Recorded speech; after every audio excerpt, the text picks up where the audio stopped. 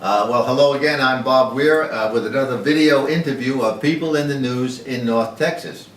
My special guest today is Andre Riol, better known, better known in local circles as Frenchy. You've probably seen his bright orange van with the large letters on the side, reminding those in the area of a special event coming up, charitable organizations in need of help, or some other significant community message. Frenchy's Lawn and Tree Service has been part of the landscape, if you will, for more than 30 years. Thank you for being here, Frenchy. Thank you. Thank you for having me. If you would please tell our viewers how the color orange became a kind of hallmark for you in your business. Well, when I was in Big Spring, Texas, back in the 70s, when I started the business, I went out and bought an expensive pair of tree loppers. And we would end up leaving them in the grass because we always worked late. And one day I went to a hardware store and I'm walking around and all of a sudden I run across some cans of fluorescent paint and a light bulb came on and I said, I bet if I got some paint and sprayed those loppers, we would be able to find them in the grass, you know. So there was all different colors, but the color orange stuck out to me. Yeah. It was the brightest, and I bought that can of paint and sprayed those loppers, and then I sprayed shovels, rakes, different things like that, and then it kept on going. Then we bought hats and shirts, and then we one day I said we need to make our vans look fleetish. And so we painted a whole bunch of vans orange, and that's the true story of how the color orange became part of Frenchys Lawn Service. A great marketing idea. It's put me on the map. I tell you, in many ways. Yeah.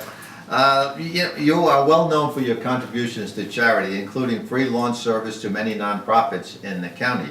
You've also served your country in the Air Force, and that's where you got the name Frenchy. Can you please tell us about that? Well, when I joined the Air Force, I'm originally from the southern part of Maine, and people think I have an accent now, but back in 1965 I had a much stronger Maine accent, and there was a guy stationed with me. His name was Perkins from Houston, and he spoke like a Texan.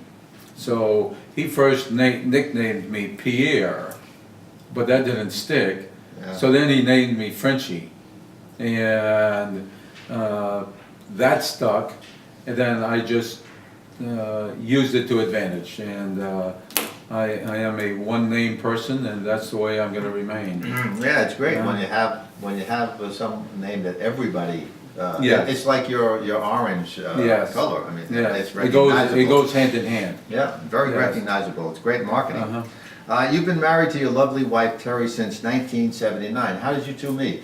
When I was stationed out in Big Spring, I did lawn work, and I started the business in 1974, and I had quite a few customers. I was an air traffic controller, and I had like 15 guys working for me, all air traffic controllers. And we had 150 customers, and one of my customers had mentioned to me that he had a gal coming in from Colorado and needed a house and with a fenced-in backyard for her dog. And I ended up, one of the guys that I worked with had a house like that he was giving out. And so I mentioned it to him, and when she came to town, we ended up meeting, and I helped her move into the house because she didn't have any help. She was on leg braces at the time, so I helped her move. And then we mowed her grass, and that's pretty much how we met. Mm-hmm. And I understand that you have 5 kids of the 4-legged variety, as you call them. Yes. By the way, can you name them all? I can. They're all toy poodles. We do toy poodles. Yeah. We have Chewy, we have Jasmine, we have Rose, Mr. Sunshine, and Scooter. I thought we were going to get you there. I know, Scooter, I know.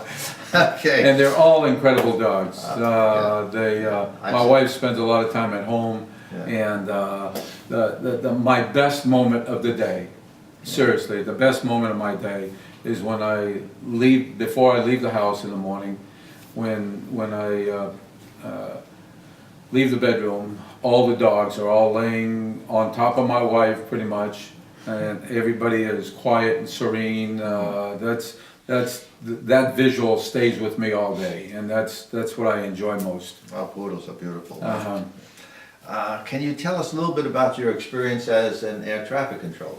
I was a controller from 65 to 85, and had the opportunity to go to. I was in Vietnam in '68, and I went to Korea twice. Went to Japan, Dover, Delaware. I got to work. I was working radar when the first C-5. At the time, the C-5 was the largest aircraft in the world. First C-5 landed on a swing shift, and got to see the C-5 come in. And then worked a lot of F-4s for 6 years in Big Spring and 8 years in Columbus, Mississippi. I worked T-38s and T-37s. That was a UPT base, and really enjoyed being an air traffic controller. A lot of stress in that job. It's a stressful job. It'll lead you to drink, which we did a lot of. But sounds like police work. It is probably, but it's all controllers enjoy it because of the challenge. Right. You like being able to sit in position and work traffic and make it happen. You know. I want to mention something. Anyone who visits your office, as we have, the office in Denton, you see a large variety of eagles and photos, sculptures, paintings, etc. How many do you have? Do you know? I have hundreds of them, but I never set out to collect for quantity. Yeah. I'm more of a quality person, and I usually, when I go someplace, I'll zero in on one specific. It has to have a certain look for me.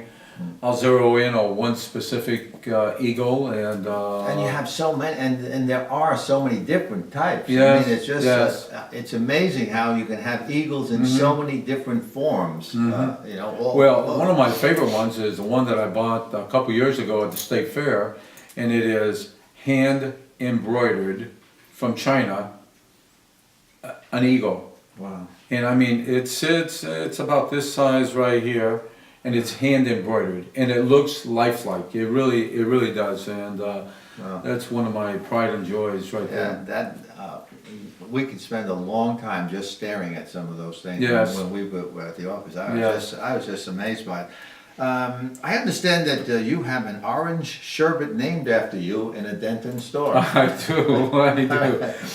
I was the second person to have an ice cream named at Beth Marie's.